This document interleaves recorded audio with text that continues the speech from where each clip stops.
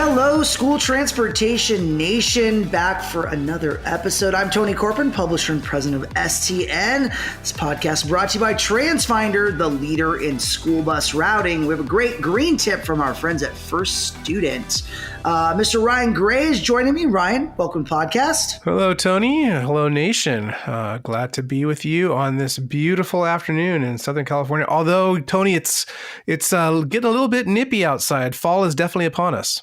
Well, Ryan, by the time this podcast comes out, we'll be in Frisco, Texas for the TSD conference, ready to go November 8th through the 13th. Everybody's going to be excited. Special needs training. It's the ultimate. We all come together there in Texas. I'm really excited for that. Speaking of Texas, Tony, a little bit later, our special guest from Austin ISD, Kris Hafezizadeh, is going to be sitting down with Taylor Ekbatani. Kris is the executive director of transportation with Austin ISD, and they made an announcement recently that they are joining the quickly increasing number of school districts, Tony, that are going to full electric fleets over the next decade or so. So it'll be interesting to hear from him about how they're going to make that happen. Yeah, it's a bold move. Definitely. I was on a webinar last week with Highland Electric Fleets, and we had Montgomery County Public Schools, their Bethesda center manager, Jim Beasley, was on, and he was chatting a bit about their breakdown of what they're planning to do, which they were one of the first to come out and make that move. And working with somebody like Highland Electric is interesting because, you know, they're kind of a turnkey operator where the district is just paying one fee and they're just going through the process. So very interesting stuff right now happening in that space. And on that webinar, they also mentioned, you know, Boston, also Fairfax County in Virginia, as well as, you know, obviously other districts or states, New York being one of them that has come out with a blanket. And so, yeah, so exciting stuff, Ryan. And then I also saw a press release from Lion Electric that they rolled the first Lion C off the Joliet line. It kind of surprised me. I was like, man, I didn't realize the plant was ready to go. Yeah, it just kind of happened. I know that they had talked about later in the year of 2022, and lo and behold, it just hit us. So they're really pushing the first made in America school bus. Of course, you know, the Lion Electric Company being based out of Quebec. So that certainly was big news for the industry. That Lion C rolled off, and evidently, you know, over the next several months, that production line will really ramp up, and we'll start seeing a lot more school buses roll off and hopefully get off to customers. Because obviously, Tony, another big part of the conversation right now is the delays, of course, in getting school buses. Certainly electric buses, whether it's electric or internal combustion engines, a lot of those components are, you know, while electric has a lot fewer of them, there certainly are some elements there that are complicating things. Now, the electric folks say because there's, you know, a dozen or so parts to it, as opposed to hundreds and thousands that are in an internal combustion engine, it's easier to get. But, you know, certainly it's just a lot of anxiety that we're still seeing out there about folks, you know, waiting to receive their new orders. Yeah. Also, another headline that ran across, I saw a press release from Green Power Motors. They're touting their Beast and their Nano Beast, which I thought was interesting. They said their Nano Beast is the first ADA compliant Type A school bus. So we might need a fact check, Ryan, but that was the press release. But I thought, oh, that's interesting. I didn't know there was a need for ADA compliant school buses, but maybe that's a big selling point that people will care about. Absolutely. And you know, one of the things I think with ADA too is when you see ADA in the transit world, it's those low floor, and we've been tickled with low floor school buses, but they've all been concepts up till now. IC Bus had one, Collins has had one, but really have not seen it in a large scale implementation. So yeah, definitely we want to see what that bus looks like and hopefully get some details soon. Yeah, I know some of the bigger challenges with low floor was more of the clearance, right? So a lot of districts are running rural, and in those areas, low floor really doesn't have the application, maybe more in a metropolitan environment. Yeah. So it'll be very interesting where the use case is for a vehicle of that type. Yeah, and with Green Power's their new plant there in West Virginia, part of that hinges on rolling out school buses in Virginia and doing pilot projects. So part of the news that they made last week was talking about second round of this pilot program. So they're rolling out that Type D Beast and the Type A Nano Beast in 4 additional counties. So hopefully, we'll see more what these school buses can do and are doing in rural environments. Wonderful. Well, before we jump into some more headlines, I want to bring you a message from TransFinder about their quartet. That's 4 solutions that will keep your team singing from the same songbook to bring the music to your ears. There's Route Finder Plus, the lightning-fast browser-based routing solution that creates the safest and most efficient routes and bus stops. Stop Finder, the industry-leading parent app that shows where students are in real time. Wayfinder, the driver app for drivers and substitutes. And Viewfinder, which allows authorized users to monitor your entire operation. These award-winning solutions work in harmony with each other, and they will get your district's needs covered. You can email them at getplus@transfinder.com or give them a call at 800-373-3609 and tell them that you want that quartet. You'll be singing a new tune in no time. All right, Ryan, we had some other headlines from NASDPTS from the conference in D.C. a few weeks back. What were some of the big takeaways you had gotten? I know there's a bunch of stories that have found their way onto stnonline.com. Yeah, well, I wasn't able to go. You were there, Tony, along with Taylor. I was holding down the farm back here at STN Media and School Transportation Nation headquarters. But a couple of the things that are jumping out at me. First of all, the National Loading and Unloading Survey. That's always a hallmark, study survey, if you will, that the industry looks forward to each and every year. Really, what the 2021-2022 school year showed was 6 students killed in that danger zone. About what we've been seeing, Tony, over the last several years. Certainly when this report first started, and it's now published and administered by the Kansas State Department of Education, it originated with the Kansas Department of Transportation way back in the early 70s. And when they started that, some of you out there in School Transportation Nation world might remember those numbers were pretty high. And so it's a testament to what the school bus industry has accomplished over the decades to really get those numbers down. But certainly, one fatality is too many. And, if you have 6, then you have 6 times more than we should. So there continues to be work to be done. And one thing that really jumped out at me is, so much talk, Tony, is about illegal passing. We hear it all the time. Certainly, there's a lot of our vendor partners at the video manufacturers that are really focused on this. But, there were more students killed by the school bus than there were in illegal passing. And that's been a trend. I mean, 56.4% of student fatalities since the very first year of this survey have been by their own school bus. Meanwhile, not quite 40% are caused by other vehicles. So, it just harkens back to training. That's what this industry is always focused on. It's training their drivers, and especially right now, we see with the driver shortage, we hear so much, anxiety about keeping drivers behind the wheel, finding drivers to put behind the wheel to overcome the shortages. Buses are late, people are rushing around, and that's when, accidents happen, negligence happens. So I really encourage you all to dive into that report. Head over to stnonline.com. Taylor Ekbatani has a great report from just prior to Halloween, one of the first sessions that NASDPTS had. Yeah, and Ryan, I noticed we always do a little deep dive into our analytics on our website, and man, the FMCSA recommended driver fitness standards as well as the proposed rulemaking for speed limiters.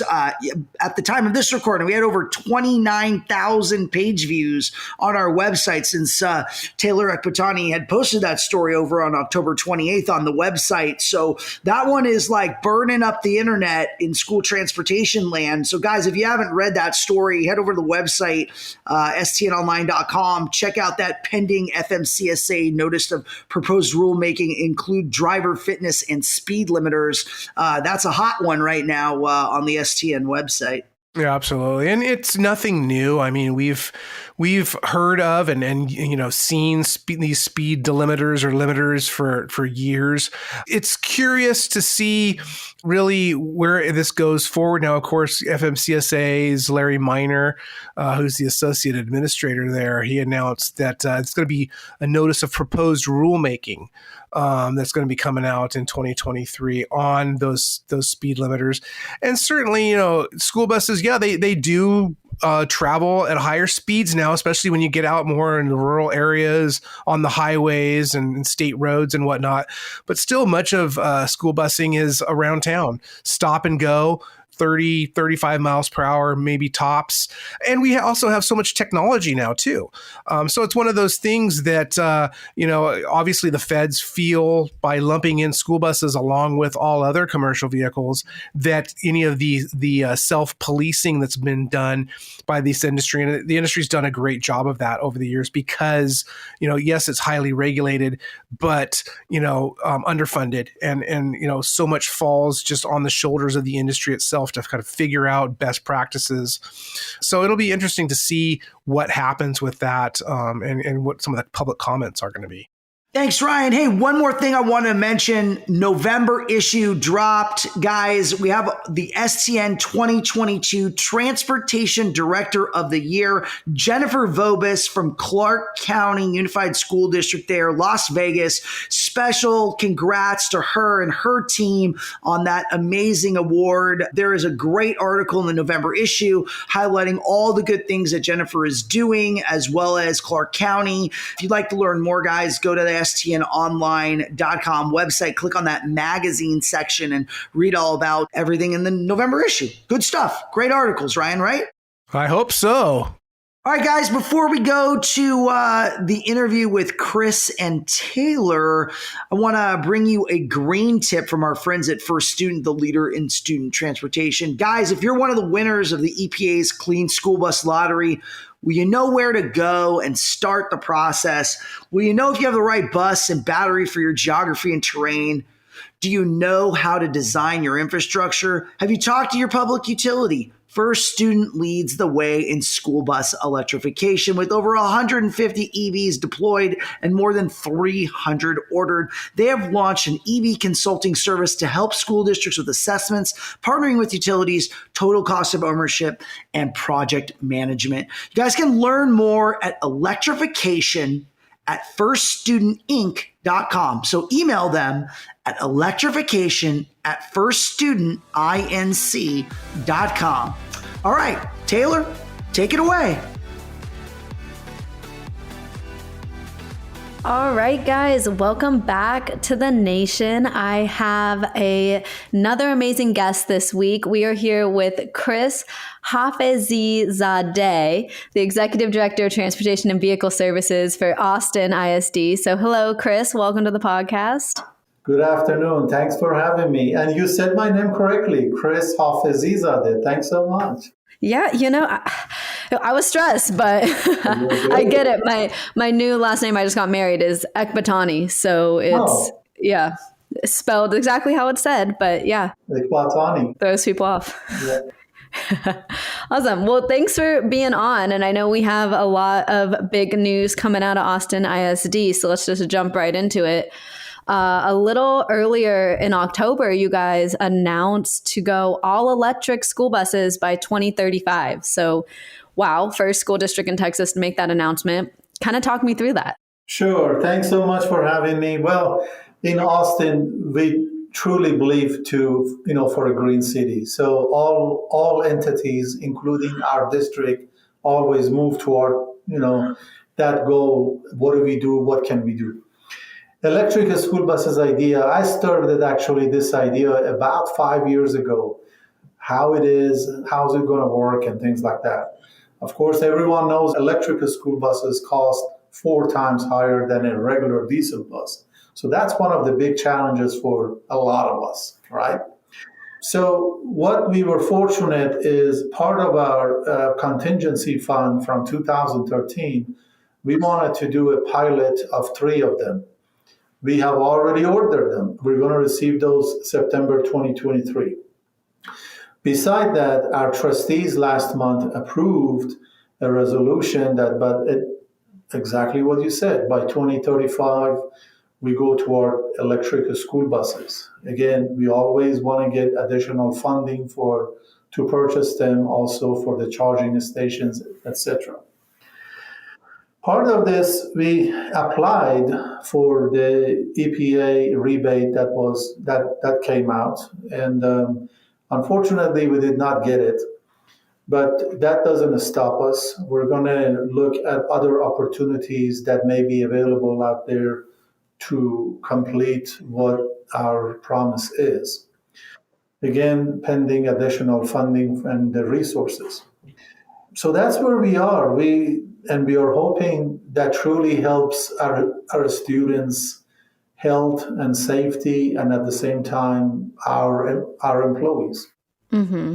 So you said you purchased 3 and you're waiting for those to be delivered. So you don't have any other electric school buses. Are you guys running diesel then right now? That is correct. We have diesel buses. Okay. And that is, we do not have any electric. I do have 7 propane buses, but we have decided that the electric school buses is the road we want to go to. So without running, electric school buses before, how did you kind of come to this decision? Were you talking with neighboring districts, or, what? Essentially, you guys are really putting all your eggs in this basket. So Right. What's the thought process?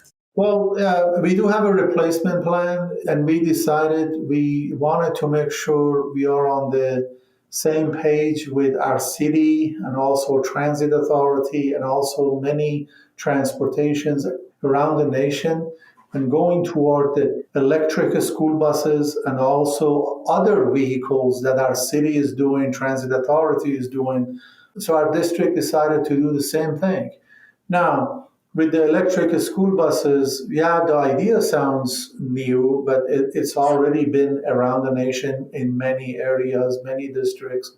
So bus manufacturers have done a good job so far to produce them. And we have decided to go toward that direction. All of our school buses go by 2035. And we are happy, we are very excited to get the 3 that I mentioned by next September. And beside that, we have in the bond for next Tuesday for election, we also have 25.7 million for replacing our school buses like we have done in the other bonds. Of course, that's not enough to replace all electric buses. And the cost of that was provided based on the estimates of a diesel bus. So that's why we want to have that. We're looking for more funding and also opportunities to go all electric. We had a meeting with Congressman Doggett here. Very supportive. We have representatives very supportive of the idea.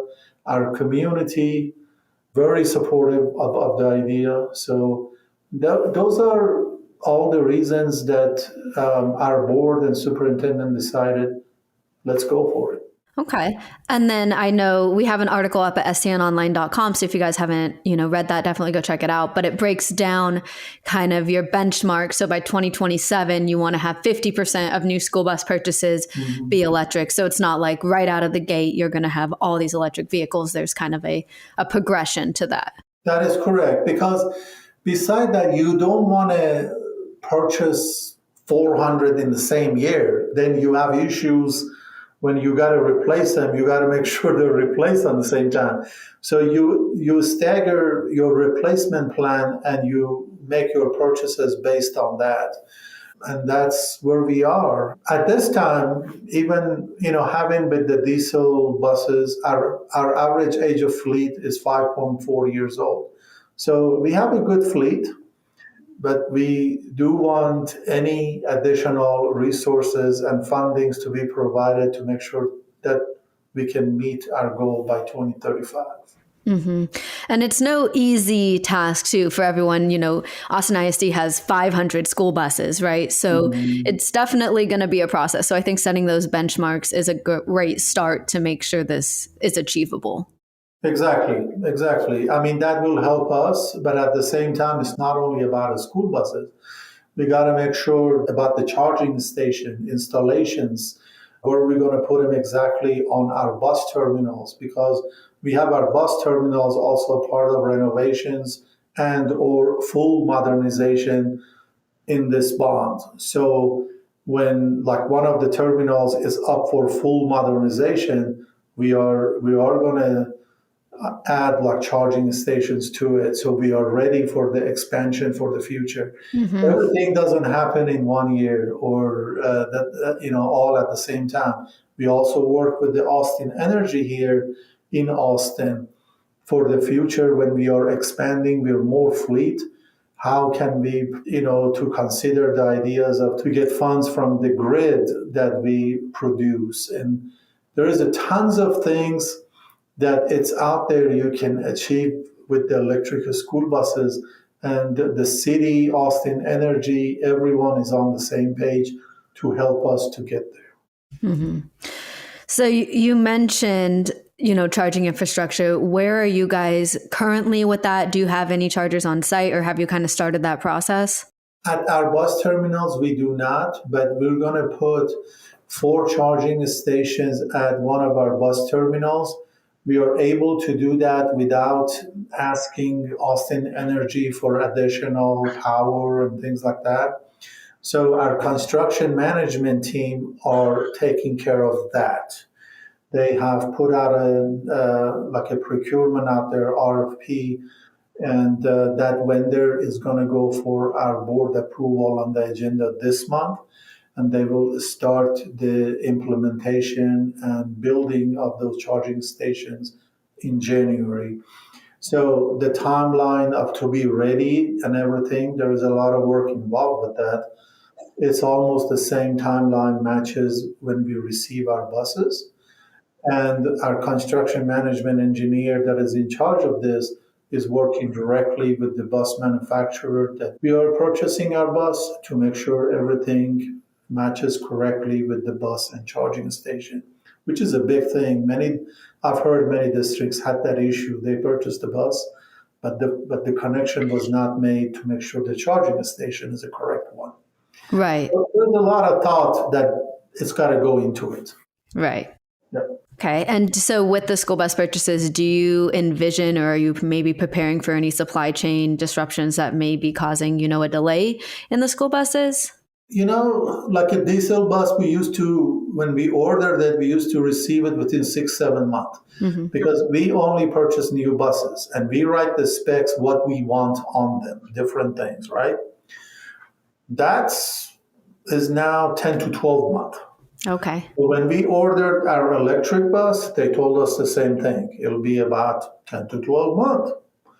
And that's why we do say that next September. Okay. And it's not bus manufacturers' fault. They have the same issue all of us do: staffing, shortage of parts, pandemic, and so on and so on. Yeah. Okay.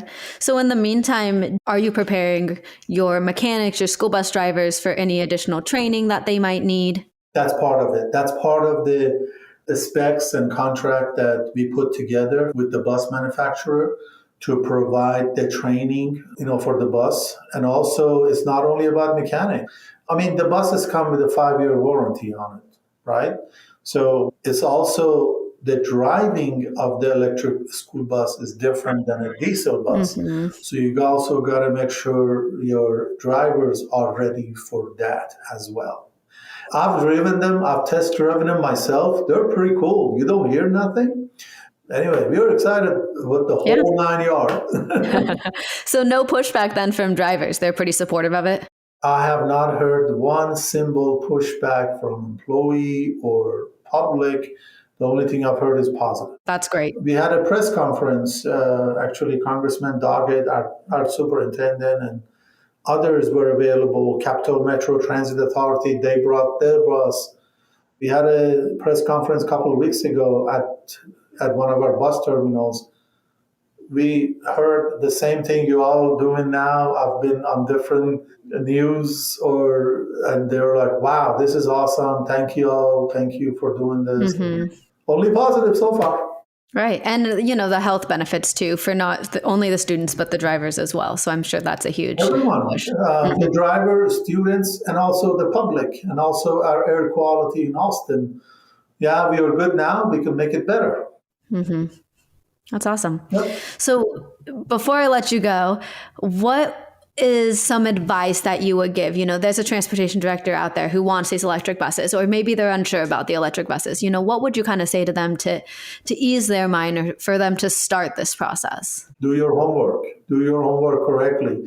To write your specs, what you want from bus manufacturers to be on the bus. About different things, where the plug needs to be installed, because are you parking the bus facing forward or backing in? Because that has a lot to do where your charging station needs to be behind the bus and where your plug is going to be, so it can reach correctly. There's a lot of logistics. Get the other entities involved, like your local, for us, like Austin Energy. Go visit bus manufacturer's site. Go visit the sites that they have it already. Do a test drive. Yeah, there is a lot to do. And so beside the bus, also to make sure, as I said before, to make sure if you're building a charging station that matches exactly the bus you're ordering. If that does not happen, it's not going to be good. It's not going to work. So there's a lot of homework to be done. But one thing I can say, man, the district that I have talked to, they're all happy about it. They're all happy about it. The noise level of the bus, the emissions, and you name it, they're all happy about it. Mm-hmm. Well, that's awesome. And it's awesome to be the first school district in Texas to make such an announcement. So, congrats to you on that big accomplishment. Thanks so much. Awesome. Well, yeah, it's been a great conversation, Kris. Thanks so much for joining us. I appreciate it. Well, y'all talk to Tony and Ryan. Tell them hi for me. I will. Thank you. Thank you. Hey, special thanks to my co-host, Mr. Ryan Gray, Taylor Ekbatani, Kris at Austin ISD. Appreciate you joining us on this episode for the informative conversation. Special thanks to our sponsors, TransFinder and First Student. We couldn't do it without you guys. Visit stnonline.com for everything you need to know about what's going on in the school transportation industry. Remember, guys, you can share this podcast, get it out into the community, Apple Podcasts, Spotify, stnpodcast.com. Tell all your friends. Can't wait to see you soon there in Texas. So if you're there, make sure and say hi to me and Ryan and Taylor. We'd love to chat with you. Guys, we love you. We'll see you next week, live from Frisco, Texas.